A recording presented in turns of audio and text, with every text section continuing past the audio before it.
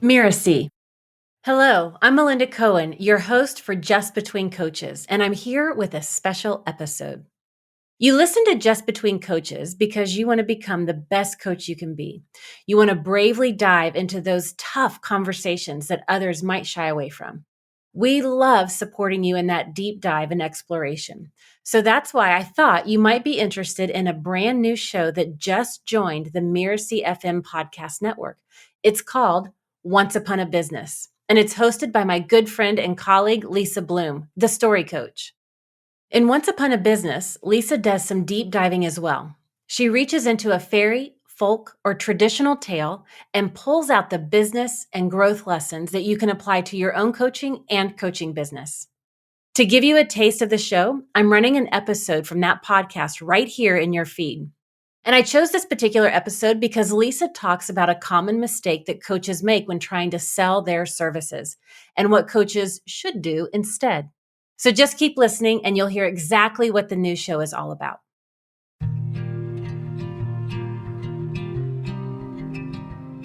There was once a woman who traveled the world. She traveled far and wide, and after some time, she became old and tired. She longed to rest. At the next town, she knocked on the very first door of the very first house. Someone hidden barely opened the door a tiny crack, but then slammed it shut in her face. The woman moved on to the next house. When she knocked, a window on the floor above opened a crack, but then it too was shut. On and on she went from house to house, until she was so exhausted that she sat down at the dried-up old fountain in the middle of the town square to rest and gather her energy before she would travel on again. Hi, I'm Lisa Bloom, the story coach, and you're listening to Once Upon a Business. Each episode, we're going to explore a story, a fairy tale, folk tale, or traditional story, so that we can discover the amazing lessons relevant for business and for entrepreneurs.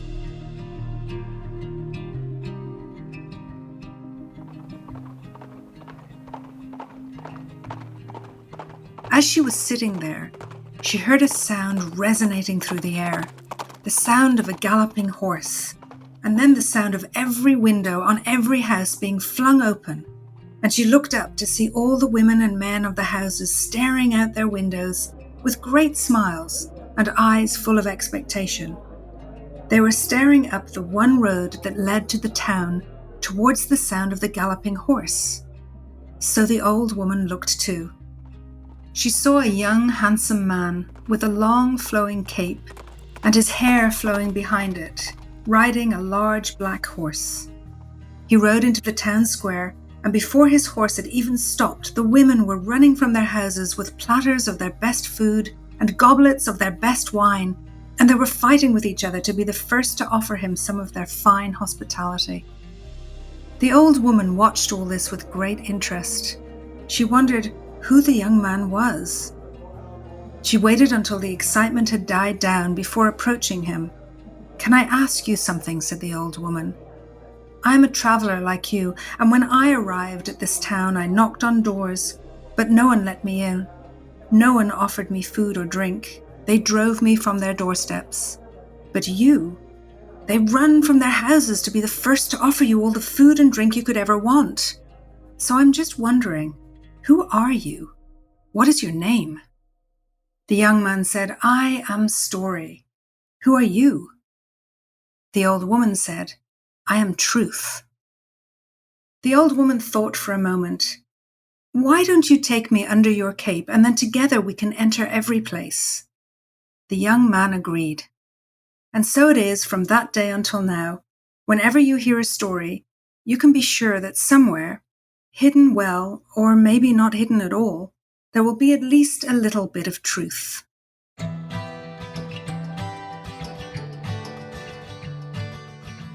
The most common question I hear as a storyteller is that true? And over the years, I've always responded, of course it's true. Every story I tell is true. And I do believe that there's always some truth in every story. In this episode, we'll explore the connection between truth and story, so we can discover more of the hidden wisdom in these tales and, I hope, leave you to consider what this story may mean to you. When people hear this story, Truth and the Story, the reaction is usually a smile, a knowing nod. You see, we all recognize that storytelling usually contains a lot of truth. I remember when I first wanted to have a business card printed, and I went to the graphic designer and said that I wanted to have my title as storyteller. And she said to me, "Are you sure you want to call yourself storyteller? Don't you worry it'll have a bad connotation," and tried to explain to me how, when you hear storytelling, you think people are imagining stuff, that they're not telling the truth. In this story, we acknowledge the deep connection between story and truth. But there's also so much more here too. The story is really about assumptions, perhaps prejudice, certainly about expectations, the desire to keep things light, to be entertained. The people loved the young, handsome man with the long cape and the flowing hair. But there's still that deep yearning for truth, our true desire to create meaning. And storytelling is all about meaning making, so truth has to be embedded. When we think about the business context, I'm always reminded of marketing, and storytelling oftentimes is so incredibly powerful in marketing. But my own personal history with marketing was when I asked my father. I said to him, "What is marketing?" Because, I was just finishing school and I was looking at all the different possibilities for a career. So I said, "Dad, what's marketing?" And he said, without missing a beat, he said, "Marketing is convincing people to buy things they don't want with money they don't have. And it's really not something you want to get involved in." And so for years, I carried that around with me, that there was something basically dishonest about marketing. And yet I learned, of course, that this isn't true, that when we bring integrity and when we show up authentically, that we manage to market and sell with truth, not just some imagined possibility that sweeps us away with the desire and longing and yet can't actually be manifested. When we tell a story where the truth is embedded, we create connection with the potential client. We gain trust. And this is the most valuable commodity in business. And then I think about the role of the truth teller, the archetype of the old woman. It's the wise woman who's lived and experienced and seen the world, who's full of wisdom, who speaks the truth. And often she's old, she's bent over, she's ugly. And that's, the irony, that the unexpected source of truth, the unexpected source of something that goes beyond that perhaps superficial beauty. And here in the story, the young, handsome man somehow gets away with the charisma and this more shallow connection. But really what we want is youth and beauty. We want the magical world of desire and possibility, but the perfect solution is that they come together. So in our entrepreneurial journey, we can imagine our greatest desires. We can dream of creating the perfect solution, the perfect program or service, and yet embed it with the reality of what's actually possible. It's the perfect combination that allows for creativity and innovation, and yet does not take us on a wild goose chase, but in fact allows us begin to build the new world we imagine, brick by brick, step by step.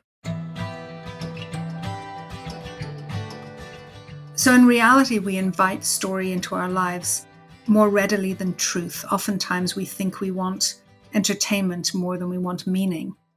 But I don't believe that's at our deeper level. At our deeper level, we crave meaning. And entertainment, while it may amuse us in the moment, it's not going to fulfill that deeper need. And so when we're looking to talk about our business, to tell the story of our business, we need to be able to combine that.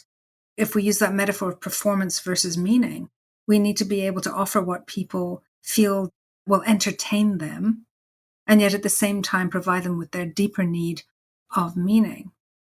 And so if we take an example of a coach who's trying to sell their business, oftentimes they'll do so by talking about their process, by talking about how wonderful coaching is because that's what they've experienced, because that's what they love and that's what's drawn them to the profession. But in reality, people don't want coaching. They want the outcome that coaching gives them. They want the transformation that coaching promises. And so to tell a great story for your business, you need to be able to tell the story of the transformation. And that's what people, that's combining the need with the want. People want the transformation. And at a deeper level, they need so much more than they think they want. And so when we combine truth and story, we combine the ability to give people their desire in the moment and yet their deeper need in the longer term. And I think this story is a beautiful example of that.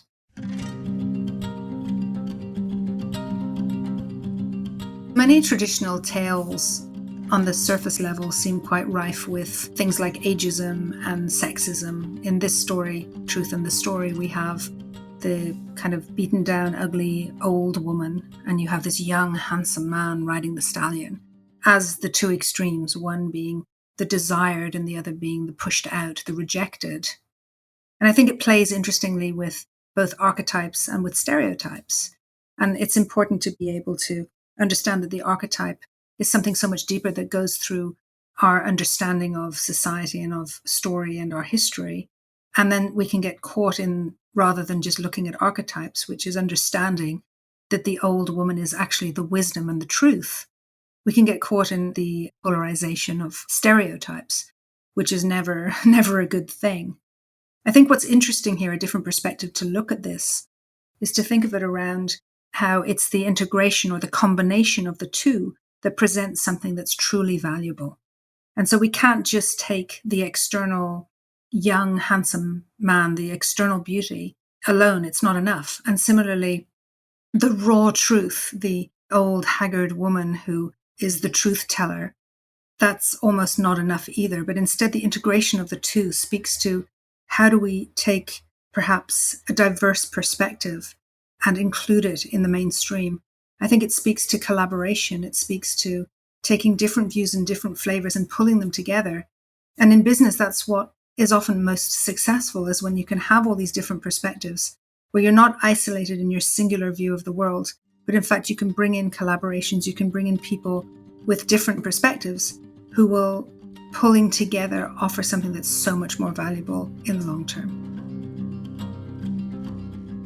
So it's interesting that in this actual story, the young man brings with him a certain measure of self-awareness, in that he's open to the idea of teaming up with truth. He does agree to take her under his cape and bring her to every place so that they can be everywhere together. It speaks to the recognition, perhaps, that story knows that there's a limitation in doing things alone. There's a limitation in only providing one perspective or one way of doing something.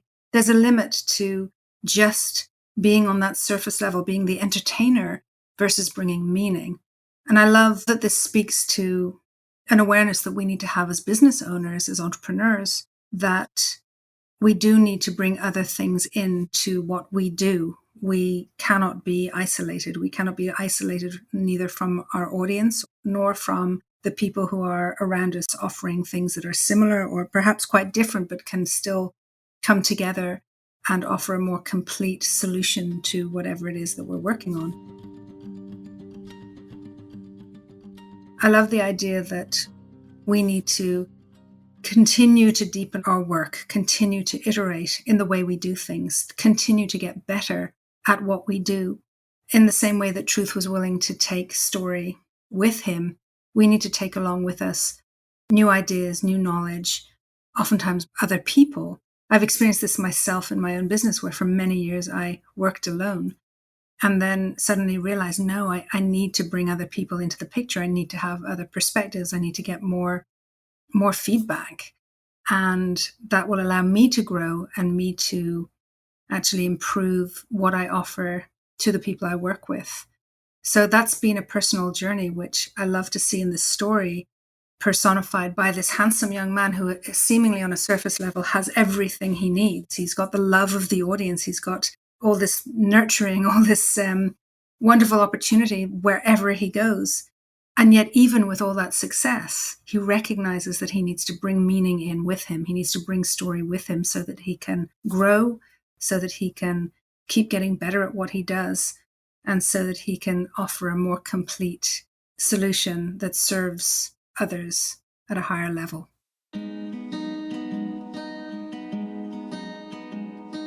I'm Lisa Bloom, and you've been listening to Once Upon a Business.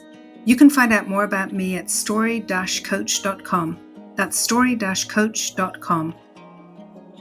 Once Upon a Business is part of the Mirasee FM Podcast Network, which also includes Making It, Just Between Coaches, and Course Lab. This episode of Once Upon a Business was produced by Cynthia Lamb. Danny Inney is our executive producer. So you don't miss the episodes that are coming up on Once Upon a Business, please follow us on Apple Podcasts, Spotify, or wherever you're listening right now. And if you like the show, please leave us a starred review. It really does help us out. Thank you. We'll see you next time.